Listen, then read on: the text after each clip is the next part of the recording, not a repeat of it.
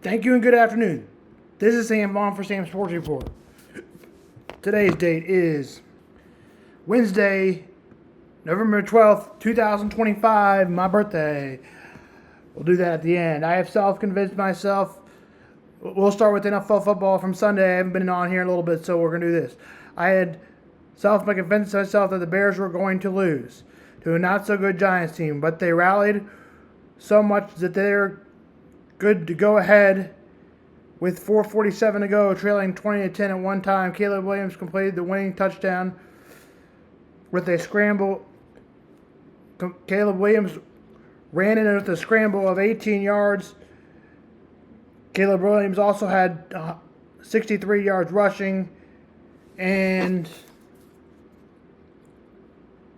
220 on the ground, through the air. So he had over 280 yards total. DeAndre Swift was also good in the running game. He had over 80.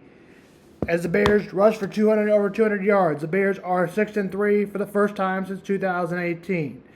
The Giants led with 20-10 in the fourth quarter. As we said, rookie Jaxon Dart played very well. He completed 19 of 29 before exiting the game. Dart had concussion, fumbling the ball in the third quarter. Veteran Russell Wilson stepped in, but the Giants couldn't sustain the offense. The Bears took advantage of that. Caleb Williams, hero, he completed 20 of 36, 220 yards through a touchdown pass. He also rushed for a 63 yards game-winning touchdown. 147 left offense and defense. C.J. Gardner-Johnson made a big impact. He had 2 sacks, forced a fumble-led moment to shift in the Chicago Bears. The Giants defense again struggled in the fourth quarter, allowing a comeback.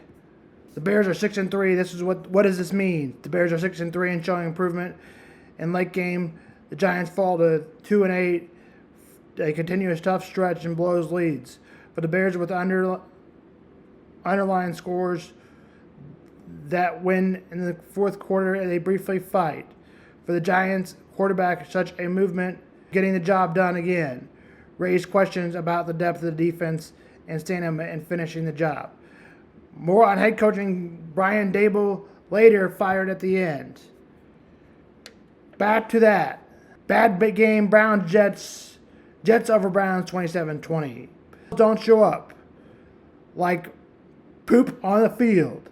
After they won over the Chiefs and looked like a Super Bowl team, they lose to the Miami Dolphins. I picked them for the Super Bowl. It didn't look very good. James Cook had 3 games rushing over 100, but not this game. He had 53. The running back David Akers for the Dolphins had 174. The Chiefs, what they needed in that game was a running back, and because of that, I believe they lost. Bills are 30th in stopping the run. That's according to A10. Final score was 30-13. Once again, Dolphins over Bills. The Dolphins dominated both sides. Quarterback Tua Tagovailoa had 173 yards and 2 passing, while Josh Allen had managed 360 yards, but all committed a key interception and a fumble. Miami's defense was impactful, shutting out Buffalo first half, forcing 3 turnovers, and also the third quarter. The results snapped a 7-game losing streak against the Buffalo Bills, dealt a blow to the AFC standings. The Bills are not ahead of the lead. The Patriots are a game and a half up. 30-13, beating the Bills in an upset. AFC North Vikings Ravens looked even more like they are the hot streak and trying to get back in the AFC North. That was the Ravens and Vikings. It was the Vikings had the ball, but turned it over on downs with a chance to tie it at 27-19. They would have had to convert a 2-point conversion. That was the end of the ball game. Lamar just threw 176 for 1 touchdown, but it looked good. Did the Ravens? The Ravens defense looks much better than they did to begin the year. The best game of the day was the Patriots and Buccaneers. A 20-yard one catch to touchdown, a good catch to Agba, 21-yard pass, and a touchdown by Kyle Winkins, a blast for 78 yards. That put the Patriots up 10. A field goal, but a Pats touchdown to finish it off. Go through the plays in this game. The best game of the day was the Patriots and Buccaneers. A 20-yard, 1-yard touchdown. Good catch by Emeka Agba. 21-yard pass. It's 7-0. Touchdown. Kyle White. Blast for 78 yards. 7-7. A field goal by the Buccaneers to make it 10-7. Pats touchdown to finish off the half. Another big run by Trayvon Henderson of 55 yards. That was a touchdown, 21-10. Tez Johnson comes back with a 21-16. And a touchdown at the end with 28-23. Tez Johnson, but they couldn't get the ball back on the onside kick. Tez Johnson had 2 touchdowns. The Buccaneers win 28-23. Panthers were 4-3 and maybe not looking better until losing to the Saints, one of the worst teams in the NFL, probably the worst. The Saints win actually handily 17-7, or 12 o'clock game. All 4 o'clock windows were not closed. The Cardinals get blown out by the Seahawks as they scored 38 points for the second time this season and 40 points twice this season. Another one is 40 this week. The final was 44-22. Sam Darnold has been a top 10 quarterback this season, probably even better. We'll see how they do, as they are the best team in the NFL right now. Another blown lead as the Lions jump back over the Giants jump back over the Commanders, who have been awful, 44-22. Little update on Jaden Daniels is out for the Commanders. He dislocated an elbow in Week 9 versus Seattle Seahawks, but fortunately no ligament damage was found. He is on the IR. The Rams quarterback Matthew Stafford is the second MVP, or the second in my book, but Jonathan Taylor is first on my list, and running backs the 49ers did not show up. Stafford had 4 touchdowns.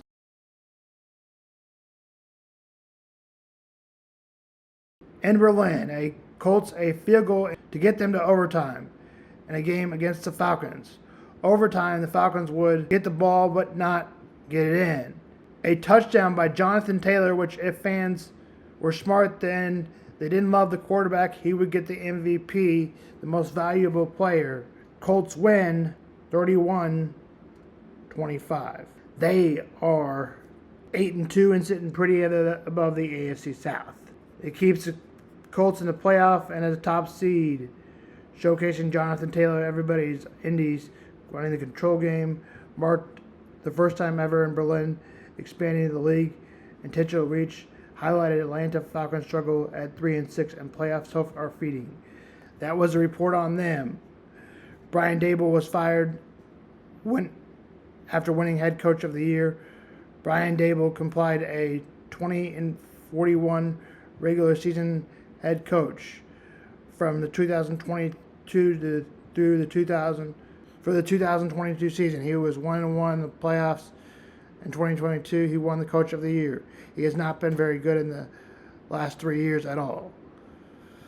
More on this NFL, college football tomorrow, baseball. Real quickly, in college basketball, KU plays Texas A&M. Nope. Texas A&M, Corpus Christi, and KU has not been not in the top 25 for the first time since 2008. KU is not in the top 25 for the first time in a long time, but did beat Corpus Christi last night. KU is 25, 77-46 in basketball, and Mizzou will play Minnesota. 7 p.m. is a tip-off, SEC Plus Network. Tip is at 7 for Mizzou in Minnesota. The Tigers tip from Mizzou Arena. That's Sam on Sports.